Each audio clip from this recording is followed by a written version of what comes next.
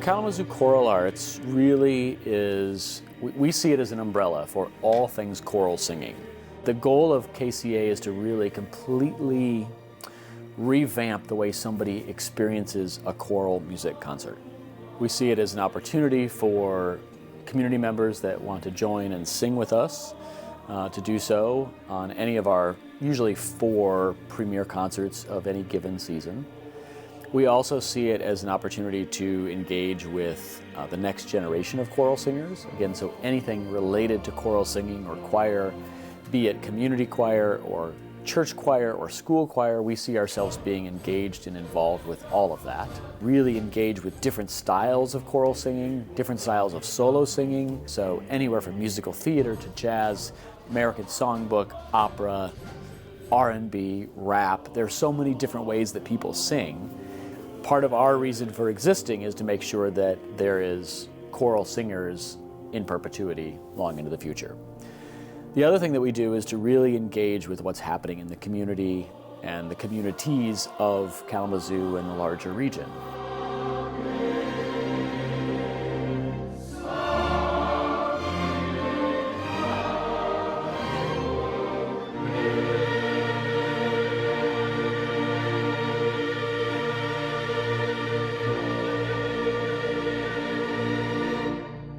When we changed from Kalamazoo Bach Festival to Kalamazoo Choral Arts, we saw it more as an evolution rather than a huge shift quickly.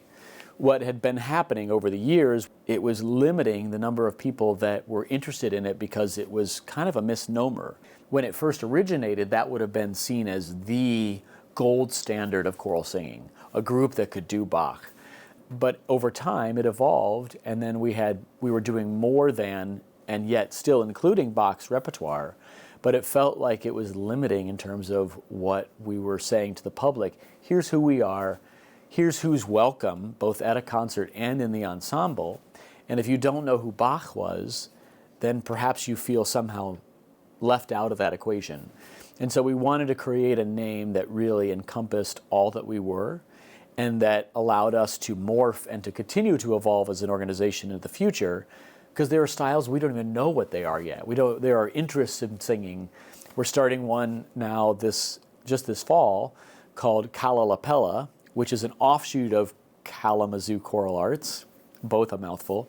Kala-Lapella is a group that we've formed in order to reach young people that have moved to Kalamazoo post-graduation and really give them an opportunity to engage in choral singing, contemporary a cappella choral singing, things like pentatonics, groups like that are so important to many of the college students.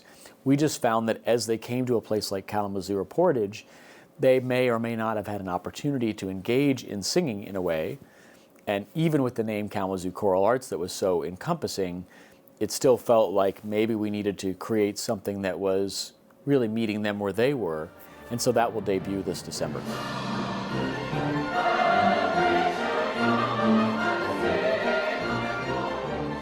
I think there are so many places in the process that I really engage in different ways. I will say I absolutely detest the first reading of any piece. It's painful, it's tedious, it always feels like it's humbling, which I suppose is a good thing. But for me, where it really starts to lock in and feel good is when the ensemble gets to the point where they're comfortable enough with the notes and the rhythms and the language perhaps, that then we can start to engage on a whole nother level and say, okay, what did this music mean to the person that composed it? What did it mean in the time period or the context in which it was originally composed? If it was 17th century or 18th century, and then how does it change now? And then to layer on a whole nother level of sort of how do we shape the sound and mold the sound. And that, I think, starts to really lock in around the last couple of rehearsals before the dress rehearsal.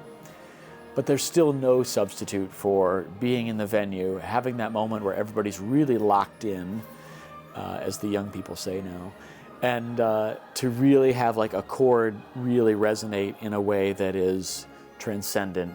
And to feel that moment at the end of a performance, perhaps, where instead of applauding rabidly, as an audience sometimes does, and that's gratifying in its own way, There was a recent performance, the one with Kalamazoo Philharmonia, where we ended the piece in silence, and then there was probably 5 seconds of time where nobody wanted to break that really holy moment that we'd created together with the applause. And that, sometimes the silence of that can be even more important than the excited applause immediately following that final chord. Both are gratifying, but in their own way.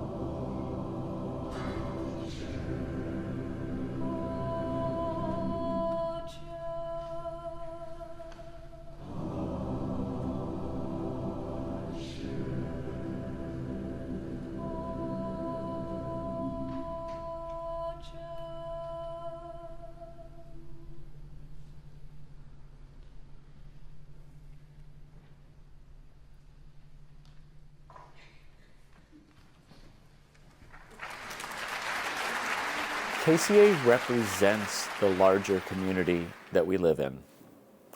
And it is for everybody, it is by everybody, and it's about everybody. And so I think having a chance for everyone to feel seen and to feel comfortable giving it a try is really key. We don't want anybody to ever look at KCA and go, oh, that doesn't feel like me. We want them to look at it and go, I could do that. That's the key. I could do that. I could see myself up there performing. I could see myself in that audience. I'm not worried about, am I good enough? Am I a strong enough singer? All those things get sort of hashed out in the audition process. What I want is people to look on stage and go, I'm entertained by this, I'm moved by this, and I could do that. I think my proudest moments are looking at the ensemble that I'm working with and seeing this huge sea of people. So there's probably 70 or 80 in the ensemble.